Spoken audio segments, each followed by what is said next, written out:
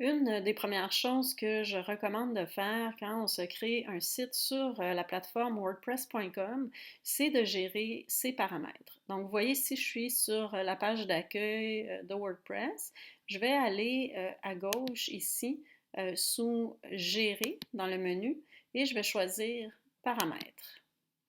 Donc, on a tout ce qui est général, donc le titre du site, le slogan du site web. Vous pouvez aussi vous mettre un icône pour le site web. Les informations sont là. On peut aussi changer ces informations-là dans la section Apparence. Vous avez votre adresse du site, la langue ici. Dans mon cas, c'est en français.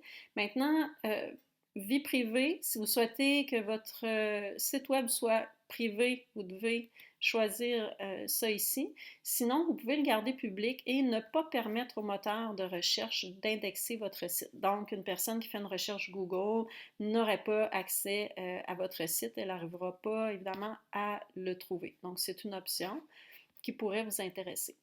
Maintenant, pour changer l'adresse de votre site, si vous avez fait une petite coquille, vous avez changé d'idée sur l'adresse que vous voulez avoir, c'est par ici.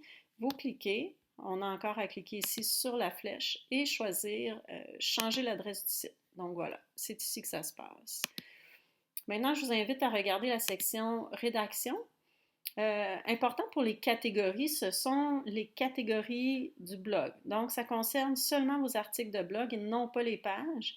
Une personne bien organisée va vouloir créer ces catégories à l'avance.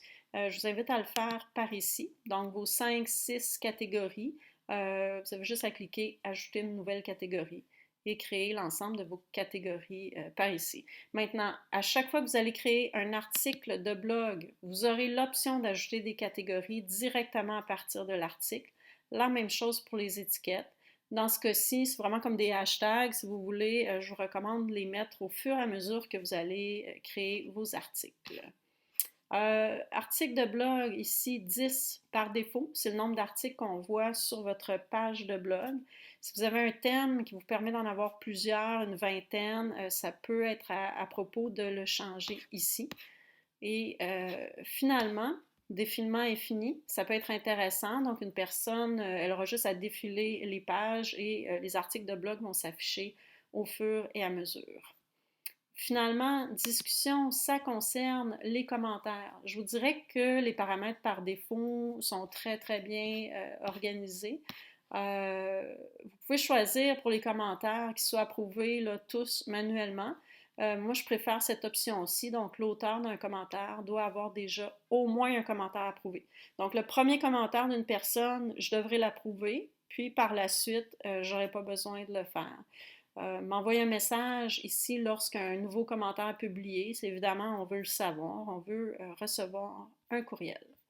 Donc voilà pour la section des paramètres.